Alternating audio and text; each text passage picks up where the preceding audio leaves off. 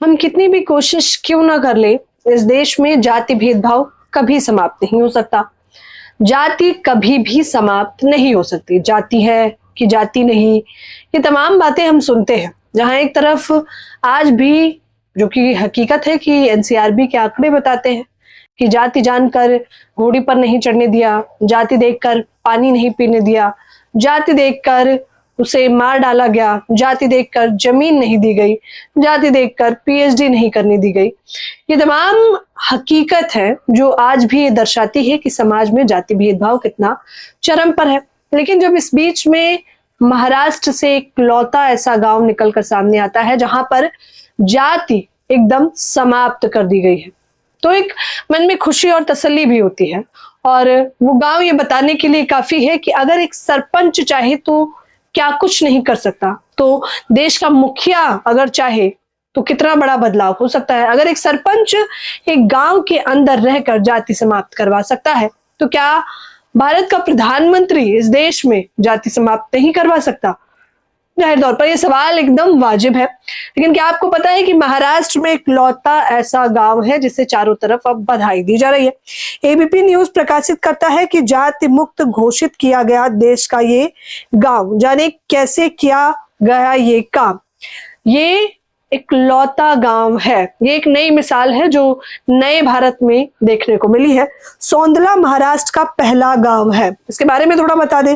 सौंदला गांव ग्राम सभा का प्रस्ताव, जाति मुक्त घोषणा, आर्टिकल 15, जिला है अहिल्यानगर, सामाजिक सुधार की पहल प्रस्तावना रखी गई है। सौंदला केवल जाति मुक्त नहीं है, इससे पहले भी सौंदला गांव ने तमाम ऐसी प्रतिक्रिया देकर जनता में जागरूकता फैलाने का काम किया है। ये एक लौता ऐसा गांव है जिसने वर्ष 2024 में इस विषय पर चर्चा की थी कि अब इस गांव में जितनी भी बहन बेटियां हैं जिनके पतियों का निधन हो गया है, उनकी दोबारा शादी करवा देनी चाहिए, क्योंकि संविधान भी उन्हें ये इजाजत देता है। सिर्फ यही नहीं, इससे पहले एक और नई पहल इसी गांव ने रची थी।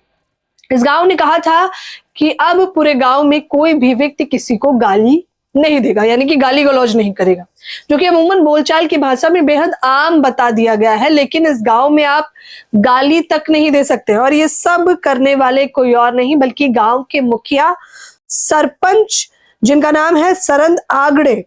इन्होंने ये पहल की है। इन्होंने कहा है कि अब हमारे गांव में किसी भी व्यक्ति की जाति जानने की हमें कोई इच्छा नहीं है, हमारी केवल एक ही जाति है, वो है मानवता। इस गांव का उदाहरण देकर तमाम लोग चर्चाएं भी कर रहे हैं और कह रहे हैं कि अगर एक गांव का सरपंच इतना बड़ा कदम उठा ले और वो ये कह दे कि ये गांव जाति मुक्त है, तो क्या इस देश का प्रधानमंत्री ये निर्धारित नहीं कर सकता कि ये देश भी जाति मुक्त है? लेकिन वो ऐसा नहीं करेंगे, क्योंकि उन्हें राजनीतिक रोटियां भी सेकनी है।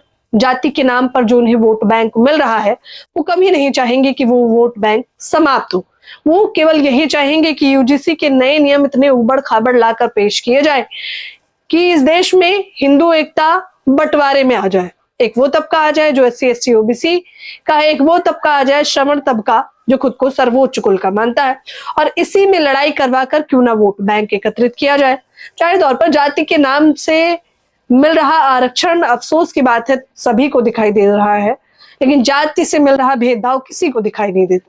लेकिन अब वो समय आ गया है जब हम नए भारत की बात करते हैं, जब हम आजादी के अमृत काल की बात करते हैं, तो हमें ऐसे और सौंदला, महाराष्ट्र के सौंदला गांव जैसे और गांव बनाने ही पड़ेंगे। हालांकि इस खबर पर, ये खबर नहीं है, अमूमन ये खुशी की खबर कहना चाहेंगे, क्योंकि ऐसी खबरें, ऐसे गांव बहुत कम देखने को मिलते हैं। देखना होगा कि क्या भारत के यशस्वी प्रधानमंत्री मोदी जी भी इस गांव से कुछ सीख लेकर इस देश में बदलाव करेंगे या नहीं। लेकिन आप भी मुझे अपनी राय जरूर दें। धन्यवाद।